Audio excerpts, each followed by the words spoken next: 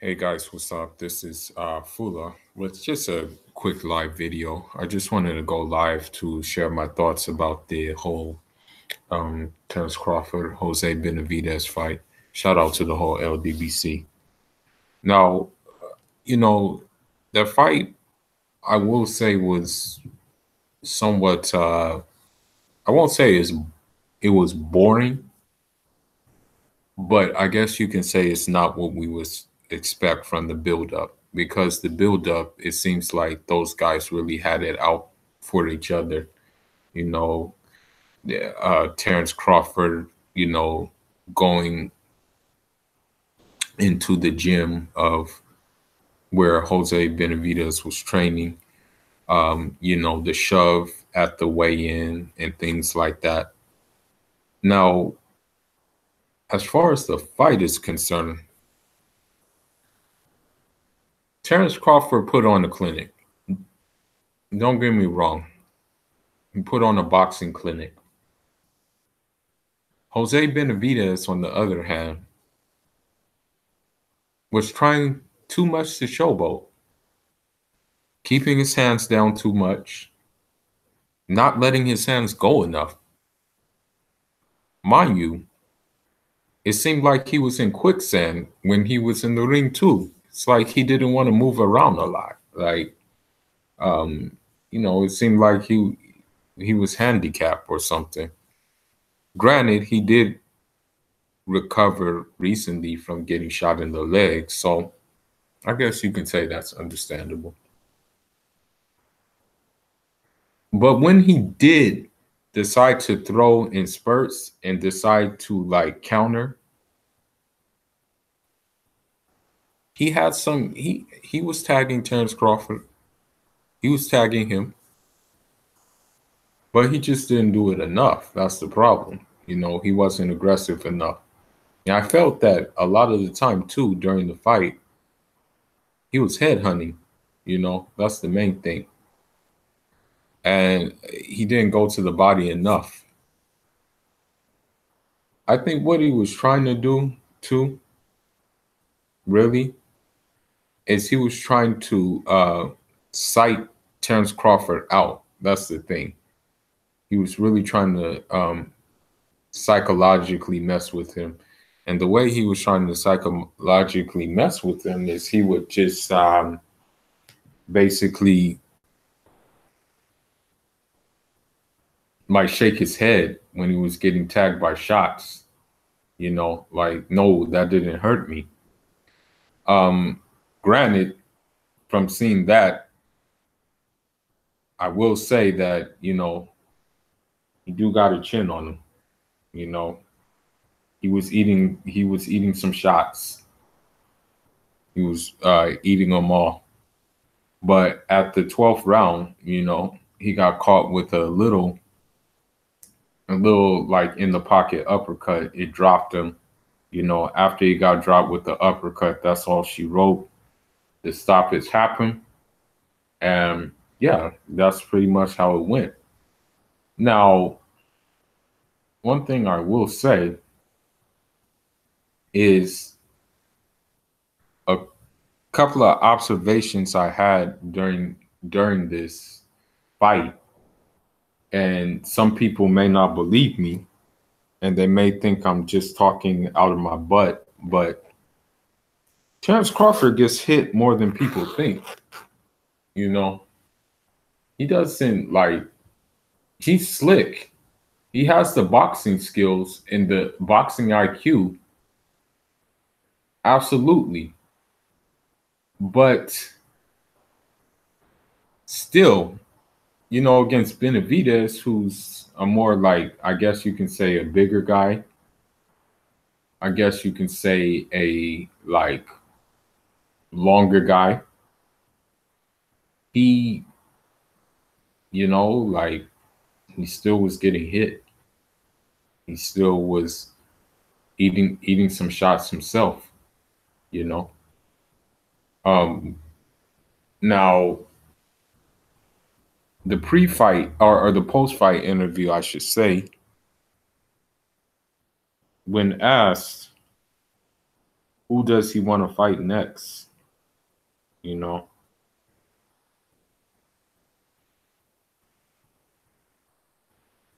he didn't mention any of the top dogs at welterweight, meaning he didn't mention Showtime Sean Porter. He didn't mention Keith Thurman. He didn't mention Errol Spence. And surprisingly, he didn't even mention Danny Garcia. And I guess that's because Danny Garcia don't got no belt, but still. But what I'm getting at from this is that what Errol Spence says is very relevant when he was talking after the Showtime Sean Porter Garcia fight. He said, I'm on this side of the fence. He's on that side of the fence. The fact that he didn't say anything and the fact that Bob Arum was standing next to him tells me a lot. It tells me that, you know, it's not really what we think it is at Top Rank.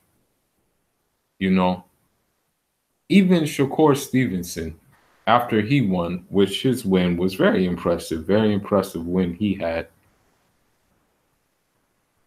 He should have been calling these guys out, the guys out, you know, who, you know, I think he's had a problem with Devin Haney, you know.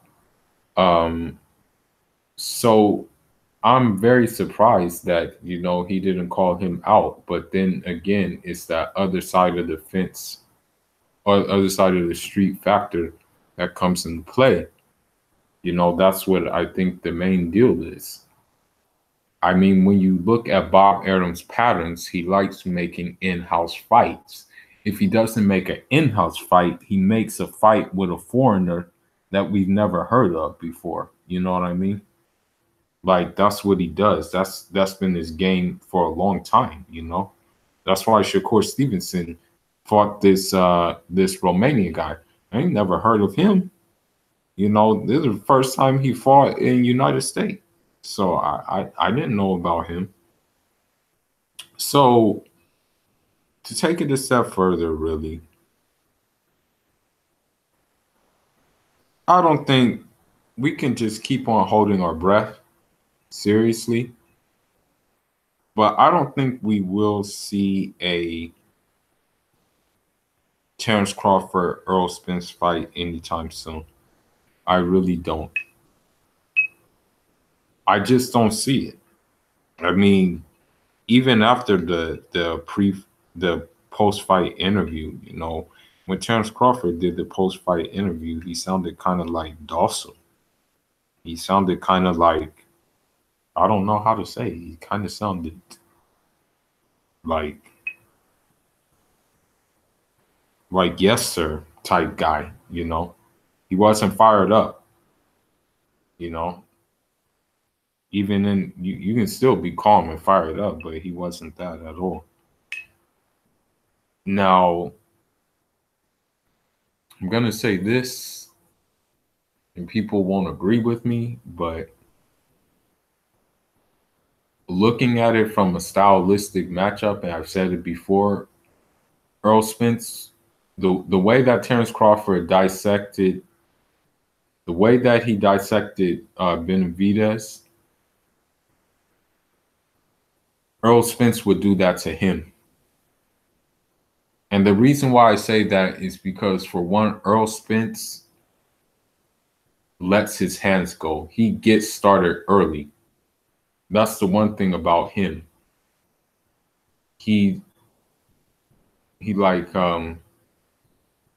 like even when you watch his fights, he doesn't like really hesitate to let his hands go. You know, he just lets them go. And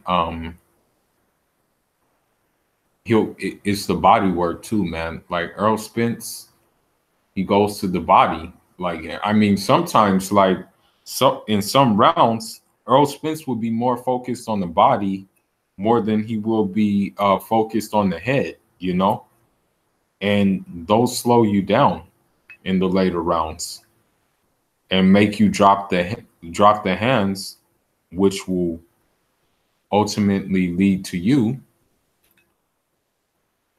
getting stopped. Another thing I want to say too about it is people are under this impression that Errol Spence gets hit a lot.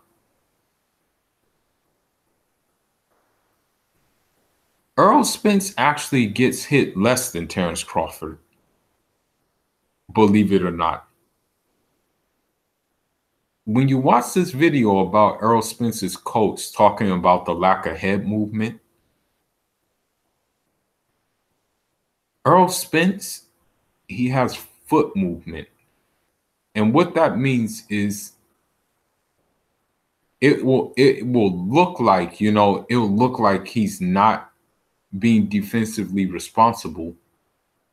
But what he does is he slips the punch, but the punch may graze him. It may graze his cheek or something like that, or he'll block it with the glove. But if it's like basically he knows how to. It's hard to explain it, but he knows how to take a punch without taking a punch. Put it that way. I mean, when you look at all his fights, like after he fights, his face is his face is not busted up. It looks at times brand new.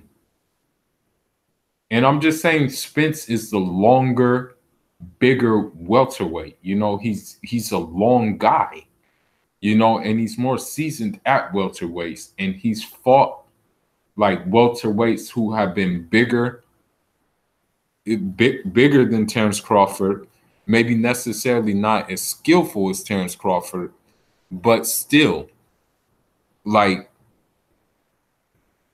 honestly, and you may think I sound crazy saying this too, but